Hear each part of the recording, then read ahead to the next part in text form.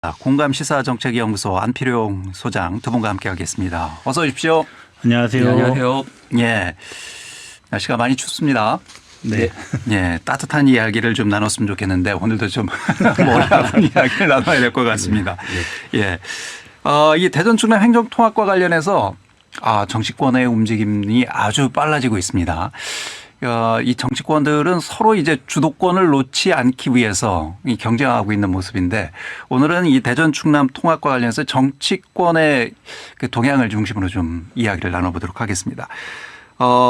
이장우 대전시장과 김태흠 충남도지사가 해외 출장을 다녀오자마자 바로 전격적으로 회동을 했습니다. 뭔가 이 계산이 있었던 것 같은데 이 회동을 어떻게 보셨는지 장재환 기자부터 좀 말씀해 주실까요? 국민의힘과 민주당의 기싸움이 이제 시작됐다. 예. 이렇게 볼 수도 있겠는데요. 정치권은 역시 그 예상을 항상 빗나가지 않죠.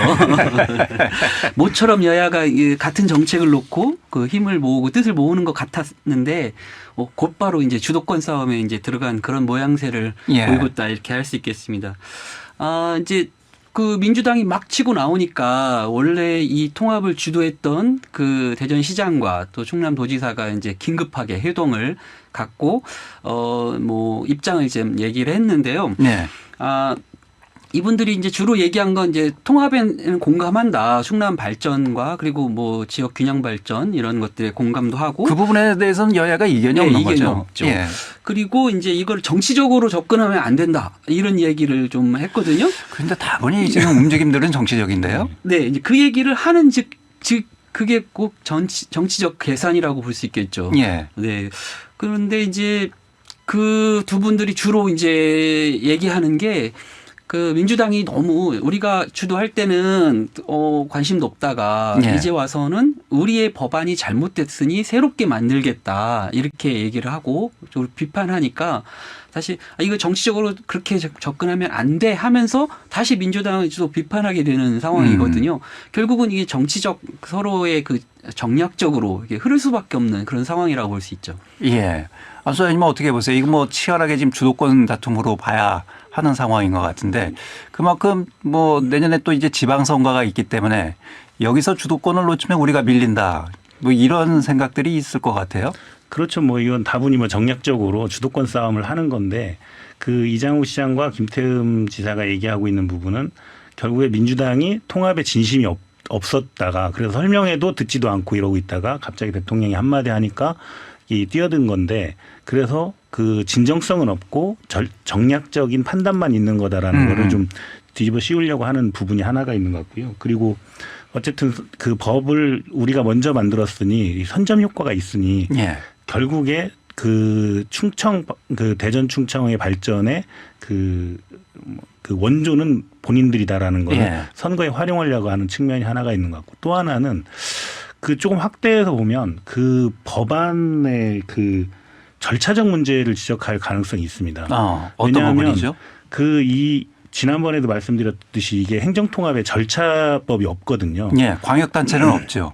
네, 근데 그 절차법이 없지만 그동안 했던 관례를 비춰봤을 때는 법안을 만든 뒤에 주민 동의 과정을 거쳐가야 되는데 지금 이장우 시장과 김태흠 지사가 만들었던 법안은 양쪽 의회의 그 의결을 받아서 그 주민 동의 절차를 거쳤는데 민주당이 내는 법안은 법안을 만든 뒤에 공청회를 하겠다는 거잖아요. 그러니까 그 공청회가 주민 동의의 성격을 갖느냐에 대한 문제가 있습니다. 그래서 민주당 법안으로 갔을 때의 절차법 문제, 법적인 문제들도 지적하기 위한 수가 아닌가 이런 생각도 좀 해봅니다. 예. 그렇다면 지금 이제 김태흠 지사나 이장우 시장은 우리가 이제 법안을 발의했으니 그 법안 가지고 논의하고 만약에 이견이 있으면 그 법안을 수정하면 되지 않겠느냐. 왜 민주당이 새로운 법안을 만드냐. 시간도 없는데. 이런 부분을 지금 강조하고 있는 거잖아요. 그 부분이 이제 이 민주당이 내는 법안에 절차적 문제가 있을 수 있다는 얘기를 우회적으로 일단 풀어놓은 거죠. 절차적 문제를 제시하면서 어쨌든 주도권은 우리가 갖겠다. 그렇죠. 네.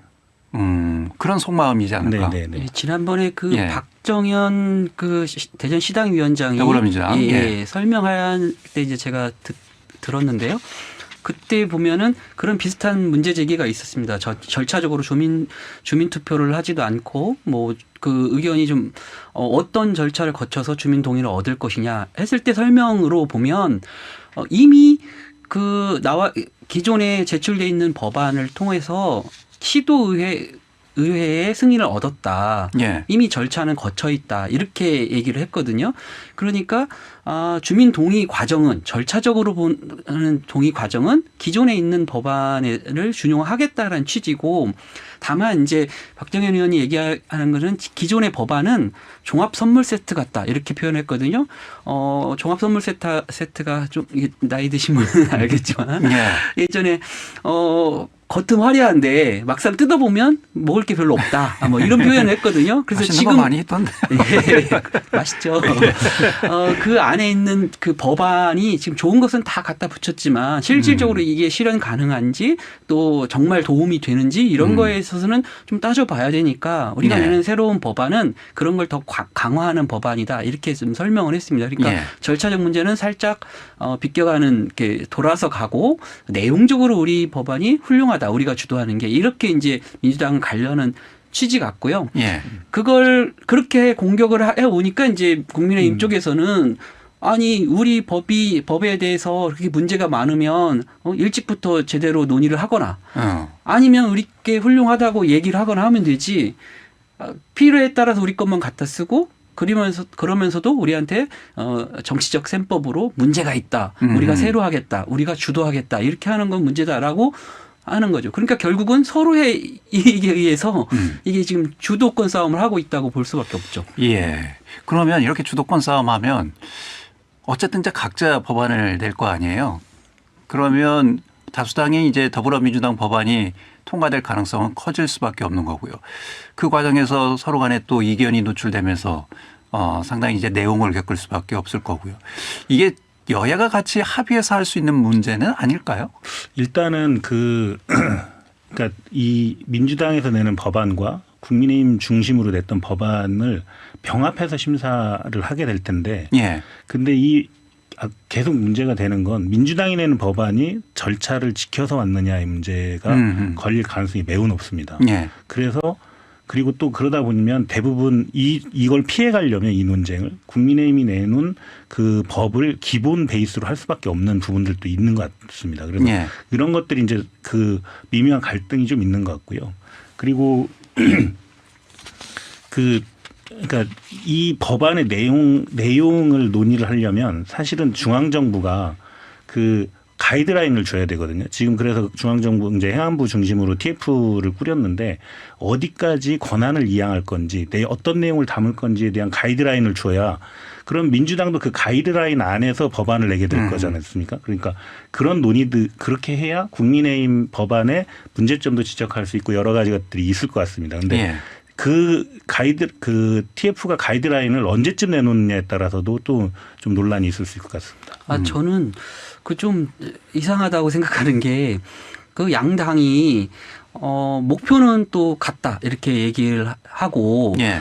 또 이걸 정치적 석셈 아니면 정략적으로 접근하면 안 된다고 서로 이야기하고 있지 않습니까? 예. 그러면 여야가 합의해서 빨리 그 국회 내에서 특위 같은 걸 만들어서 그 안에서 뭐 기존 법안을 수정할 것인지 아니면 새로운 법에 그걸 같이 담아서 할 것인지를 이렇게 논의하면 되는데 민주당은 곧바로 특위를 만들었는데 자체적 특위를 만들었죠. 그리고 정부와 협의하고 있다. 그러면서 이제 국민의힘 법안이 문제가 많다 이렇게 공격을 하고 네. 있고 국민의힘은 우리 것을 먼저 있는데 왜 니네 새로 만들고 똑같은 이야기를 한다면서 그러냐 이렇게 서로 하고 있는데 그 제3자 입장에서 보면 그럼 같이 해 이렇게 하면 될 건데 그러니까 정말 너무너무 양당이 지금 자기들 속셈만 자기 걸 너무 차리고 있는 거 아니냐 이렇게 보여지는 거죠. 예. 저희가 뭐 여당 의원, 야당 의원 다 인터뷰를 지금 하고 있는데요. 똑같아요. 질문에 대한 답은. 질문의 답은 다 똑같습니다. 그런데 그 공론화 과정이 없었다고 지적받았던 국민의힘은 오히려 지금 공론화 수기 과정이 필요하다 이렇게 이야기하고 있고요. 민주당은 오히려 지금 속도를 내야 된다 이렇게 얘기를 하고 있고 이게 좀 많이 헷갈리는 부분들이에요. 그러게 저희도 잘 이해가 안 됩니다. 서로 예. 비판하던 것을 서로 스스로 하고 있거든요. 네. 자, 이 만약에 대전 충남이 통합이 되면 그런 분석도 있더라고요. 대전 충남의 정치적 위상이 상당히 높아질 수 있다. 그러니까 이제 서울, 경기도지사, 그다음에 이제 통합 대전 충남시장, 그렇죠. 뭐 이런 이제 그 형식으로 가게 될 텐데 그럼으로써 지역의 위상이라든지 그리고 또 향후에 뭐 옛날 용어일 수도 있겠습니다만 또 충청대망론 잊혀진 충청대망론이 다시 불씨가 살아날 수도 있다 이런 관측들도 있는 것 같은데 이 부분은 어떻게 분석하고 계세요? 그 뭐 어쨌든 이게 그 정치권에서는 이 통합을 해서 누가 통합시장이 되느냐가 결국에 그 다음 대선을 바라보는 정거장으로 보고 있는 시각이 강한 것 같습니다. 그래서 강훈식 비서실장이나 이런 얘기가 자꾸 나오는 이유도 결국에 이제 충청대망론과 연결이 돼 있는데 사실은 이제 그 전에 왜 이 정치권에서 충청도에 집중하는지를 한번 봐야 되는데 사실은 이 충청대망론이라는 게 형성되려면 과거에는 물적 토대가 없었습니다. 예. 인구라든지 산업 기반이라든지 이런 게 없었는데 지금은 그 우리나라 5대 주력 산업 중에 4개가 충남에 와 있고 그리고 그 인구도 상당히 늘어서 대구 경북을 추월한 상태로 물적 기반이 형성됐다는 것이 그래서 충청도 자체적으로 어떤 권력을 만들어낼 수 있는 가능성이 생겼다. 뭐 이런 부분들도 있을 수 있는데 또 한 가지는 사실은 충청도는 약간 그 통합의 상징 같은 그런 그 의미가 있었기 때문에 결국에 충청도를 중심으로 해서 대한민국을 통합해야 되는 거 아니냐 이런 논리들이 작용할 수 있을 것 같습니다. 그런 의미에서 대전 충남 통합이 그 계기가 될 수 있다 이런 시각을 가질 수는 있는데 결국에는 이 그런 시각이 중요한 게 아니라 이 안에서 어떤 정치적 행위와 그다음에 지역 발전을 해서 어떤 걸 만들어낼 수 있느냐 이것이 리더십의 시험 과정이 될 수 있기 때문에 그 부분을 살펴봐야 되고 그리고 그러게 하기 위해서 정부가 지금 그 넘겨주려고 하는 그 권한을 가지고 우리가 어떤 걸 할 수 있는지에 대한 그 논의도 좀 필요한데 지금 현재는 그런 그 가이드라인이 없기 때문에 법안을 누가 내느냐의 주도권만 있는 거지. 네. 내용적으로는 지금 얘기가 되고 있지는 않아요. 그렇죠. 형식만 지금 얘기하는 거죠. 이제 그렇게 되다 보면 실제로는 뽑아놓고 난 뒤에 그 다음 논쟁이 또 벌어질 수 있기 때문에 이게 그 자연스럽게 충청대망론으로까지 흘러가려면 그 뒤에 리더십이 굉장히 중요할 거다 이렇게 봐야 될 것 같습니다. 예. 어떻게 보세요, 안 기자는? 장 기자는. 우선은 충청대망론이라는 용어가 우리 사회자님께서 옛날 용어라고 하셨는데 저는 옛날부터 꼭 그렇게 대통령을 그 지역 어느 출신 뭐 이렇게 구분을 해야 되나 이런 의문이 있었거든요. 대통령이면 대한민국 전체를 대표해야지 그렇죠. 특정 지역에 우리 지역에서 대통령이 나왔으니 우리 지역을 더 발전시킬 거야 이렇게 기대하는 자체가 그러면 결국은 스스로 소외되는 것을 만드는 거잖아요. 경기도나 뭐 영남 호남에서 나왔더라도 우리 충청을 위해서 열심히 봉사해 줄 사람을 뽑아야지 뭐 그런 비판적 시각을 일단 가지고 있는데 어쨌든 현실적으로 보면 그동안 얘기했던 충청 출신 대통령이라는 것이 더 가까워지는 건 맞죠. 통합이 될 경우에 그만큼 영향력이 커지고 그동안에도 대선 과정에서 충청에서 이긴 대선 후보가 항상 대통령이 되어 왔으니까요. 그러니까 더 기대하게 되죠. 그런데 과연 그게 이렇게 어떤 사람을 뽑아서 더 키워서 이 사람이 우리 지역을 발전이한 사람 대망 이런 것을 이야기하는 방식으로 이걸 접근하는 게 옳으냐. 좀 이렇게 봐야 될 거라고 저는 생각하거든요. 그럼 결국은 사람 중심으로 이게 보게 되거든요. 우리가 누구를 뽑아놔도 우리 지역을 중심으로 한 대한민국 전체의 균형 발전을 이끄는데 선도 지역이 될 것이다. 라고 하는 이 정책적으로 이걸 접근하도록 하고 거기에 어떤 사람이 더 적합할까 이렇게 가야 더 좋은데 지금은 아무래도 손쉽게 우리가 접근하기는 사람 이름으로 자꾸 하다 보니까 결국은 그런 정치공학적으로만 자꾸 하게 되고 결국은 그렇게 하면 충청이 결국은 다른 곳에 그 견제력이 되거나 오히려 더 소외되는 거 아닌가 저는 좀 그렇게 보는 면도 있거든요. 사실 이제 충청대망론이라는 단어는 지역주의적 관점에서 그렇죠. 봤을 때 이제 정치권에서 많이 사용되고 있는 그런 언어이긴 합니다. 말씀하신 대로 그게 지금 시대에 어느 지역에서 그 대통령이 됐다고 해서 그 지역이 뭐 특별히 발전한다거나 그 지역만을 위한 정책이 만들어진다거나 그런 거는 뭐 미래 정치로 봐서는 바람직한 부분은 또 아니긴 합니다. 네, 그렇죠. 네. 알겠습니다. 하지만 이제 선거 출마를 지금 준비하고 있는 예비 후보자들은 상당히 난감할 것 같아요. 이게 지금 당황스럽죠. 예. 달리기로 표현을 하면 그러니까 이제 100m 달리기 단거리를 출마하려고 막 준비하고 있는데 갑자기 마라톤을 뛰라는 얘기잖아요. 이 지금 예비 후보자들의 그 움직임들은 어떻게 보고 있습니까? 일단 그 법안이 통과되지 않았기 때문에 그 충남에서 뛰고 있는 후보들이 대전으로 넘어와서 선거 활동을 하기는 좀 부담스럽고 예. 대전에 있는 후보들이 또 충남으로 넘어가기도 조금 부담스러운. 현재로서는 그렇죠. 그리고 예. 대통령이 주도하고 있기 때문에 이걸 반대할 수도 없고 예. 받아들였는데 사실은 이제 충남 같은 경우에 충남에 이제 양승조 지사를 비롯한 몇 분이 지금 뛰고 있는데 이분들은 사실 그동안 충남을 많이 돌았기 때문에 대전이 공간적으로는 사실 좀 좁은 거니까 전체로 충남에 봤을 비해서는 때. 예. 당연히 좁죠. 그래서 조금 더 수월하다는 판단을 갖고 있는 것 같고요. 예. 대전에 있는 주자들은 사실은 충남을 돌 수 있는 시간적인 여유가 없습니다. 지금. 예. 그러다 보니까 훨씬 더 심하게 멘붕이 온 것 같고.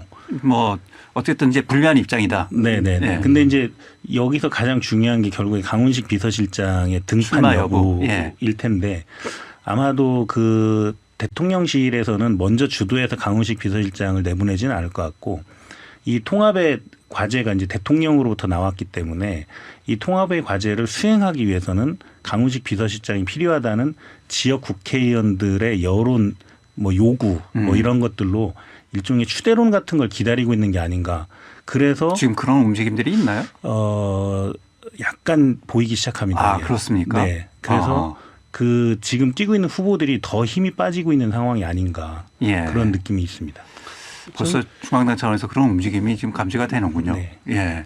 단순히 보면 인구수에서 한 80만 이렇게 차이 나니까 그렇죠. 충남 지역을 기반으로 했던 정치인들이 더 유리한 면이 좀 있죠. 예. 국민의힘으로 보면 그 현역 시도지사가 있기 때문에 그 둘 중에 한 명 그리고 또 김태흠 지사는 뭐 출마를 하지 않을 수도 있다 이렇게 얘기를 했었으니까 불출마 선언이지 사퇴 선언은 아니잖아요. 예. 사퇴하고 예. 불출마하고는 좀 예. 다른 개념이죠. 네. 예. 그래서 그 시도지사의 뭐 후보 단일화 과정이 좀 있을 것 같게 예상이 되고요. 네. 그 이제 민주당 후보들이 지금 이제 상황이 좀 복잡해진 상황인데 말씀드렸듯이 충남 지역을 기반으로 했던 양승조 지사라든지 박수현 의원 또 뭐 문진석 의원 뭐 이런 분들이 지금 있는데 이분들은 충남 인구가 많으니까 훨씬 더 유리한 면이 좀 있고 대전에서 그 대전시장 후보로 출마를 하려고 했던 그 허태전 전 시장이나 그다음에 장철민 의원 이런 네. 분들은 이제 충남까지 커버해서 선거운동을 하기가 좀 버겁죠. 그래서 저희 그 정치부 기자들이 예상하기는 허태전 정 시장을 제외한 나머지 의원들은 좀 쉽지 않지 않느냐 이런 얘기를 예상을 했었는데 실제로는 장철민 의원이 계속 하겠다 이렇게 선언을 했고요. 그러나 현실적으로 가능할까 이런 생각은 의문이 있고요. 다음 주 월요일 날 장종태 의원이 기자회견을 예고하고 있습니다. 아, 출마 선언인가요? 네, 출마로 보여지는데 제가 생각하기에 또는 주변에서 쉽지 않을 것 같다 이런 생각이 드는데도 본인은 하겠다고 이렇게 하고 있고요. 허태전 정 시장은 자신의 SNS에 지난 그 크리스마스 때 성탄절 때 예. 예산에 가서 예배를 드리고 거기 시장을 돌아다닌 그런 모습을 보였거든요. 그러니까 예산 출신이죠. 네. 예. 그 허태전 시장이. 충남까지 이제 선거운동을 해서 완주하겠다라는 그런 의지를 좀 보인 것 같습니다. 다만 아까 앞에서 말씀드린 대로 강훈식 비서실장 또는 한편으로 얘기되고 있는 박범계 의원, 좀 중진 의원 이런 예. 분들이 결단이 어떻게 하느냐에 따라서 나머지 후보들이 굉장히 영향을 받을 것 같습니다. 어쨌든 민주당은 상당히 그렇게 되면 이제 경쟁이 치열해질 것 같네요. 네네. 예, 알겠습니다. 이 이슈가 그나마 이제 긍정적인 관점에서 보면 전국 이슈가 됐어요. 네, 그렇습니다. 전국 이슈가 되면서 갑자기 대전 충남에 대한 관심이 전국적으로 높아졌고 그럼으로써 이야기되고 있는 것이 수도권 과밀화 문제도 자연스럽게 연결돼서 이야기가 되고 있거든요. 우리가 이제 수도권 과밀화, 수도권 집중에 대한 문제를 저희는 뭐 여러 차례 얘기했지만 사실 이제 전국에서 전국적 관점에서는 이걸 잘 안 특히 서울 중심에서는 이걸 잘 안 받아들이고 이슈화하지는 않잖아요. 그렇죠. 그런 부분에서 상당히 긍정적으로 좀 보이는 그런 부분도 있는 것 같습니다. 네, 그 전에도 뭐 노무현 정부 시절부터 지역 균형 발전 이야기들이 많이 나왔었고 예. 그 이후에도 뭐 메가시티 이론 뭐 이런 얘기가 있었는데요. 이번에 이재명 정부는 5극 3특을 이제 공약으로 내세워서 전국을 균형 발전을 하겠다.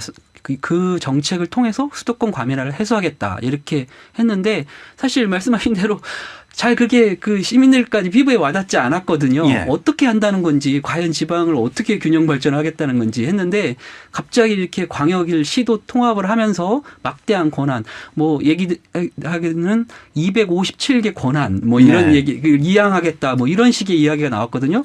그리고 예산으로 보면 어마어마한 거의 1년 예산에 대전시 예산이 7조 정도 되는데 그 법안대로 계산하면 거의 한 4조 원 가까이 늘어나겠다 할 거다 이런 예상도 하더라고요.